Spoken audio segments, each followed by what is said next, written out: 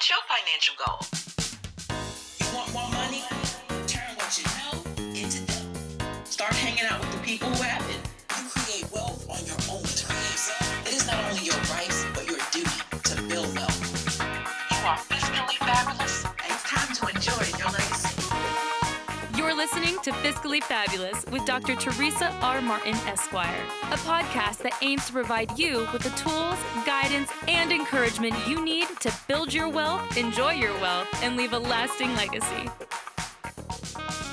Dr. Martin is an accomplished attorney, speaker, business consultant, and real estate strategist, an all-around self-made success who provides highly sought-after expert consulting in the creation, growth, and maintenance of generational wealth. Hello, Fabulous. This is Dr. Teresa Martin, your favorite legal and business strategist. And you're tuned in to Fiscally Fabulous, the voice of legal, business, and real estate. Today's show is going to be fantastic, or shall I say, fabulous. Have you ever heard of code enforcement bullies?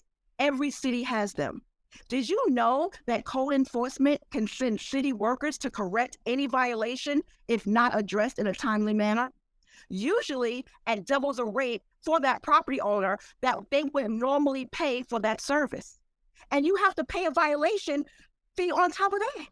Unpaid violations are added to the next quarter's property billing. I don't know about you, but I am so fed up with code enforcement bullies. Today's show, we're going to dive in and we're going to talk about the problem, the solution, and the payoff on what we can do about these code enforcement bullies. To help us dig into this statistic and to learn more about how we can fight back, we're joined today by Paul Bodley, who is the founder and educator consultant at New Blue Skies LLC. Welcome to the show, Paul. Hi, Teresa. Thank you. Happy to be here. I am so excited to have you here because we got to talk about these code enforcement bullies. But before we dive in, let's get a little background on your success story. When did you get started in this industry? Oh, my goodness. So this all started back in 2006. So I've already gone through a couple of the real estate course corrections over time. But we started just getting some information. Remember the old Carlton Sheets infomercials? Yeah, it's kind of started, that piqued our interest. And we kind of went from there. So we started going to like various seminars. A lot of it was just attending seminars and training and getting a background on it, because nobody tells you how to, especially when you're an inner city kid growing up, nobody tells you how to buy real estate. So we had to like kind of learn that process first. So we didn't actually start making offers on our properties until 2009. So that's when we really got started. And luckily we decided not to buy anything because you know what happened in 2009. So we really didn't get our first property going until I think it was like 2012 when we first got our property. And then we actually didn't invest in New York City. We actually invested in upstate New York because the property values were a lot cheaper back then. Well, let me stop you there, because one of the things that you mentioned that, anyone who has been in the real estate investing game or wanted to jump into the real estate investing game know about Carlton Sheets, right? That's like the old school granddaddy of real estate investing, right? So when you went to these seminars, Paul, let me ask you, you did say something key. No one tells you how to. What did you mean by they didn't tell you how to? Well, it's when you're going to look and buy a property, say if you're going to live in that property, how you evaluate the property is going to be much different than how you evaluate an investment property, because there's a lot of things that you bring your spouse along, you fall in love with the kitchen, you look for the amenities, you like measuring the closets and all. It's like, oh, I'm going to put the granite countertops here and all. Totally different story from when you're looking at an investment property. Investment property, you're looking at like, okay, how many bedrooms do I have? How much can I charge for this property? You're looking at all the other ancillary factors that influence the value of your property. And by that, I mean like, what are the actual values of the houses next to you? How much could you actually put into that property and bring up the value so that when it's compared to others, that you can make a profit out of it, but you don't want to put too much value into it that you're going to then make your property too valuable and make it at the top of the line. So you want to be somewhere a little below the top of the line, but you want to make sure that your house has a good enough value that when people come into it, they're impressed by it enough to like either want to buy it or, if you're a landlord, to rent it. And the biggest problem that we're seeing, let's just go, get back to the problem that we're talking about, which is code enforcement, right? So 9 times out of 10, how are these investors taking the property? Would you say they're taking it in an entity, or would you say they're taking it in their own name? Oh, too many investors. You know where I'm going with this one. Too many investors are buying the properties in their own names, and that's a problem right there. So, in addition to having all this extra debt hitting your credit line and bringing down your credit scores, now anything that happens to that property is in your name. So, especially if you don't have the right type of insurance, suddenly that if somebody has like an accident or a slip and fall on your property, you could actually be liable for that. And because it's in your name, any competent attorney can do a search on you and find out all the other assets that you have. So all those other assets, then personal or business, are tied into and become part of any attempted lawsuit to get any kind of compensation for whatever they're trying to get out of you. And so now we're talking about the whole aspect of property management. So if you're mismanaging the property because you don't know, how does that come into play with the code enforcement aspect? Yeah, if you're not paying attention to your property, like one of the things that they don't teach you when you're buying an investment property is like, okay, you spend all this time evaluating the property, like how much money does this I'm going to make out of this property, or how much money can I actually buy this property? But they don't tell you what happens when you actually get the property. It's almost like having the dog who's chasing the car, and what happens when the dog actually catches the car. They don't tell you about that part right there. So with the code enforcement, if you're not paying attention, what can happen is like things like where I got caught a couple times in upstate New York is not having the grass cut. So I didn't know that was a thing. And in my own personal house, like I would get it, I would let it go for maybe like a month and get out there and finally cut it.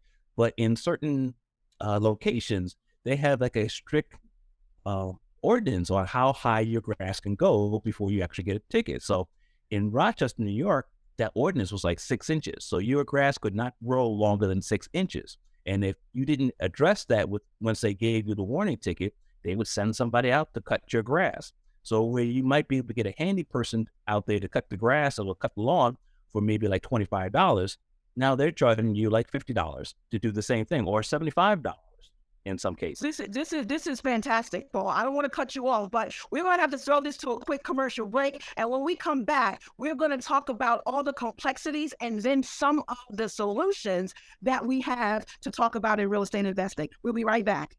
For many women entrepreneurs, the struggle is real. We arose becoming stronger with every fight. Wealth is what we built from that together. A wealth of resources, a wealth of knowledge, and a wealth of powerful businesswomen.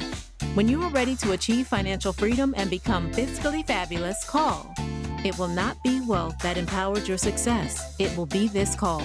EnjoyYourLegacy.com, 646-437-7139. Welcome back to Fiscally Fabulous Lifestyle. I'm your host, Dr. Teresa, and we have been speaking with Paul Bodley, the educating consultant of New Blue Skies, LLC. And we have been discussing the problem of code enforcement, real estate investing, and taking property in your own name. Now we're going to talk about exploring the problem. So, Paul, who does this problem normally affect? Normally, this affects small investors. It's the mom and pops, it's the beginning investors, and especially for people who are investing out of town. If you don't have a on-the-ground property management and clear instructions on how your property is supposed to be upkept, and making sure that that property management is aware of the code enforcement laws that are in their locality, then you could actually run into an issue. And that's where we initially ran into our issues. And what a lot of, especially when you have like a lot of places that are like hot spots for investors, like Indiana, Indianapolis, Georgia, and Atlanta, the locals, governments get frustrated with like all these out of town investors coming in and buying up real estate and then not being really responsible for it. So just to give you like a quick aside, in Syracuse, New York, they actually created a tool where you as a landlord have to actually fill out a form. You have to identify all the people who are going to be living in that property, and you have to provide your contact information. In addition, you have to have some kind of partnership with a local person who will be there to actually be responsible for taking calls or visiting the property. So this is something that if you're not knowledgeable about like the laws in that city or that town, it's something you could get caught with and have like an unexpected expense. The cost for filing this documentation is like $160. So they don't charge you per the occupant, but they do charge you per housing unit that you actually own. So this is where people get stuck with this. And to address something that you just mentioned as far as, partnering with the boots on ground, if you will, the local property team, if you will, that's important anyway. As an investor, if you are investing out of state and you are not in your current locale, you don't want to be seen as an investor just in it for the profits, right? You do want to make sure that you have some ties to the community, that you're trying to improve the community. And so, Paul, with that, didn't you learn that when you went to the seminar? And you give us an example of the quote unquote guru effect? Unfortunately, no. That was like the hard school of Knox, or Knox a hard school, however you say that. How you actually learned about these things, and unfortunately, I learned the hard way that was a problem. So again, the gurus focus a lot on how to actually get the property, but not so much what happens after you got the property. What do you do then? And amazingly, how much these little costs that you can't account for, how much they can actually take out of your profit. So it's the thing that you definitely have to be aware of. And with, especially if you're going to be like well out of town, like say if you're in New York State and you're investing in Indiana, you really have to have a local presence, because you're not going to get on a plane and like go take care of like somebody's clogged toilet. And one of the things, Paul, and as you know, is the voice of legal in real estate. So it may not be popular with a lot of people, but what do you believe, in your opinion, is the reason why previous methods of profitable real estate investing has been ineffective? The flipper effect, the wholesale effect. Give me your opinion on that. And again, this is the response to the from the community, the local community, to all the investors coming in, not taking care of the property. There in Rochester, when we were first investing up there were like some properties that I just wanted to buy just to give relief to the renters, because they were not being maintained properly by the investor. The investor was just like, I bought the property, I'm going to charge as much money as I can. People needed a place to live, but the house was like definitely not up to code. So I felt bad for people like that. And this is the local government's response to those type of investors who are trying to like just take all the money out of the property and not return anything to either the renter or to the person that they're actually selling the property to. And one thing, if you sell a property and say, I'm going to sell it as is, but if you're renting a property, you're responsible for that upkeep and making sure that everything is up to code, and then everything is like a safe and habitable place for that person to live in. Thank you so much for that, Paul. I am so excited about this topic, as you can all see. But we're going to throw this to a quick commercial, and we'll be right back to continue to explore real estate investing and code enforcement. Are you a woman in business or real estate? Looking to make the most of your income and create generational wealth? Then the GW5 Implementation Conference is for you. On November 10th through 12th, 2023, at the Westchester Marriott in Tarrytown, New York, we'll be hosting a must-attend experience for women looking to create and maintain generational wealth. You'll get to interact with certified business professionals who'll teach you how to protect your assets, reduce your taxes, and increase your wealth. Just register today at gw5conference.com. It's not just a conference, it's a movement. Thank you so much for keeping it locked with the Fiscally Fabulous Lifestyle. I am your host, Dr. Teresa R, and we have been speaking with Paul Bodley. And before break, we talked about the exploration of real estate investing and the issues that, come about in real estate investing. Now we want to talk about the payoff, the solution. So Paul, how have you provided a solution for those looking to use real estate investing as an option? So for a solution, like obviously, real estate investing is a good vehicle for people to make and increase their income coming in without having to get a second job. One of the things that I totally agree with some of the gurus when they say that why should you get into real estate investing is that you can manufacture income, but you can't manufacture time. Time is something that you can't duplicate. Like that.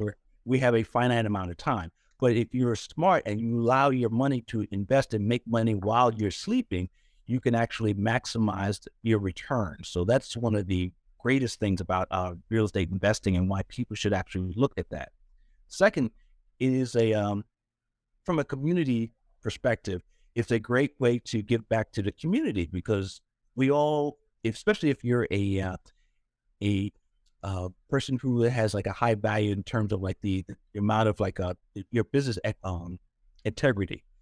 So if you can actually take a property that's like not under the construction, but it just needs repair, and you can turn that property back into something that's actually meets community standards. Now you're returning your investment back into the community because this is a rising tide that rises all boats in that your property now where was dragging down property values is actually bringing property values back up because you fixed everything up. So now you have a higher value on your asset and everybody in the neighborhood now has a higher value because of that one property that you fixed up. So if you can just imagine doing that across multiple communities, you can actually make money and solve community issues at the same time.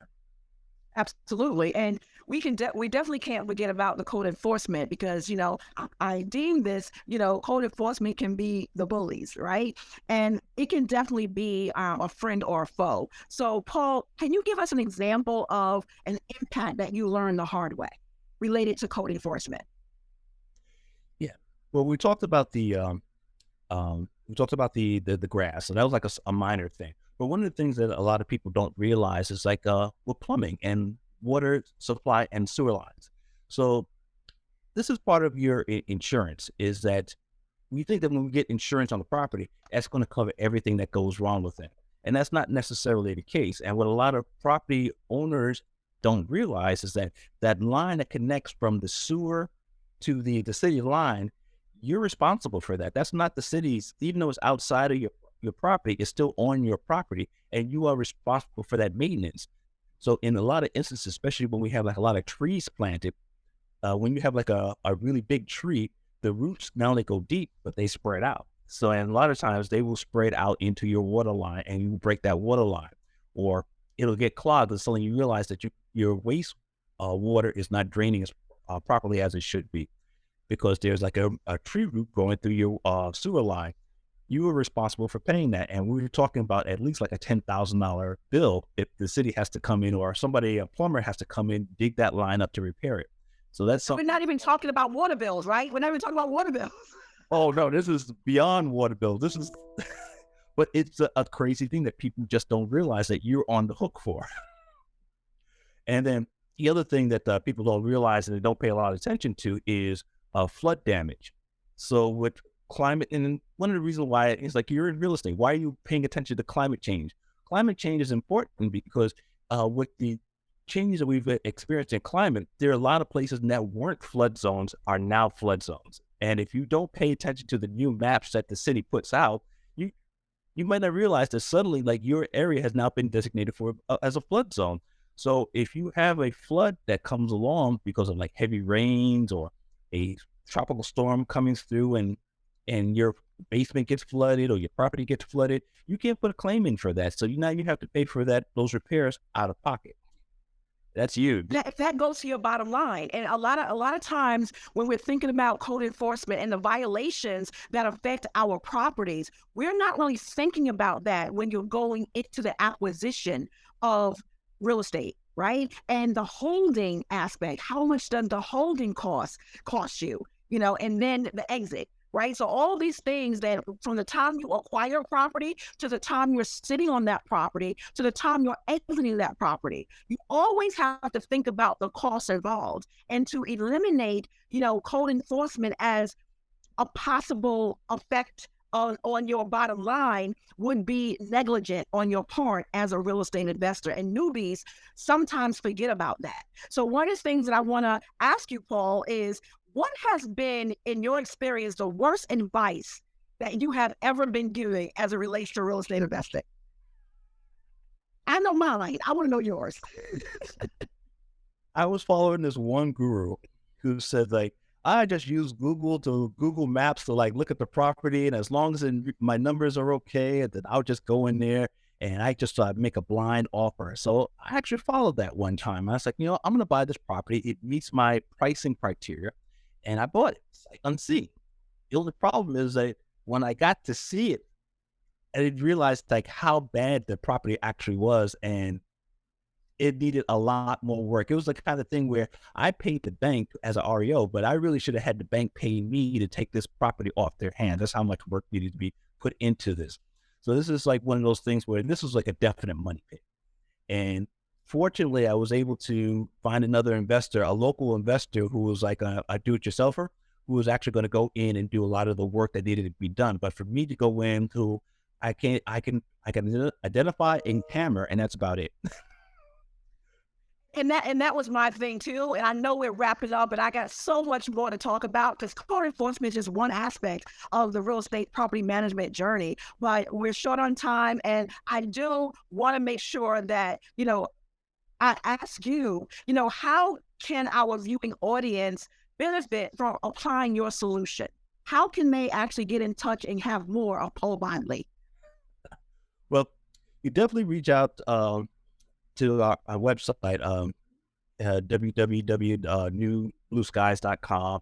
I'm going to start posting these little tidbits, the things I've learned in real life, how to actually work with your property after you actually purchased it, and all the little things that they don't teach you about. And one tidbit I will leave people with is, if you don't pay attention to your inspection report, you should, because your inspection report should be your roadmap on how you actually repair your property and for future repairs, so that that these are going to be issues that could be a problem down the road.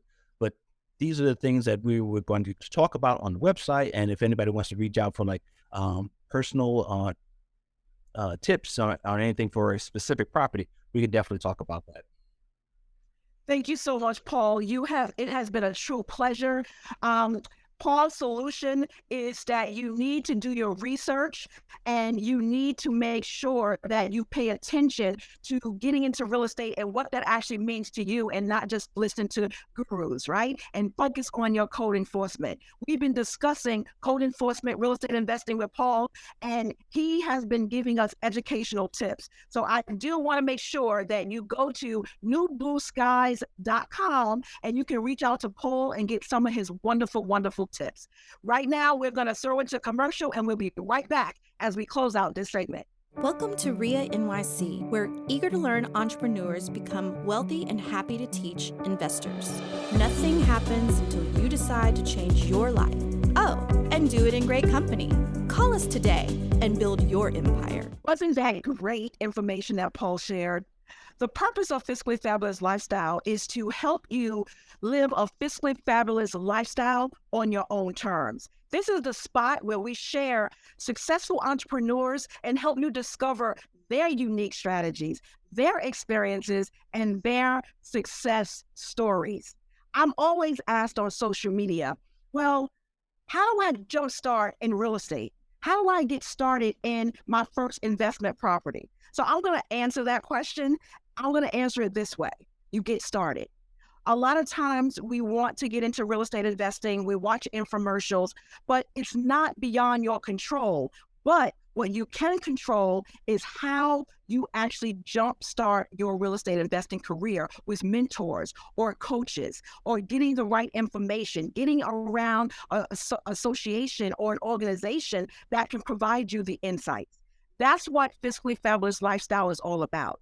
bringing you the entrepreneurs and the professionals in the game so that you can get the right information at the right time so you do not have to make costly mistakes like some of my guests have made and definitely some that I have made. So if you are out there and you have questions for me or you have questions that's burning and you just need answers to it, I want you to visit fiscallyfabulous.com, fiscallyfabulous.tv.com, and jump on there, ask me a question, and who knows, we may share your question on the air.